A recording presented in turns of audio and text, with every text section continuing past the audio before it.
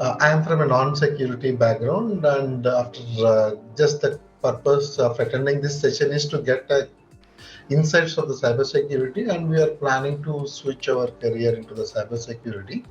Just we are hearing the jargons and in the news only that. But after attending the session, we got some deep insights on the terminology and what to handle and the way we need to handle, and the final the last few slides what was there from the session, which is more helpful. Like, we should not be panic, and we should not create panic unless we have the concrete information. And like that, I got a lot of inputs from the session.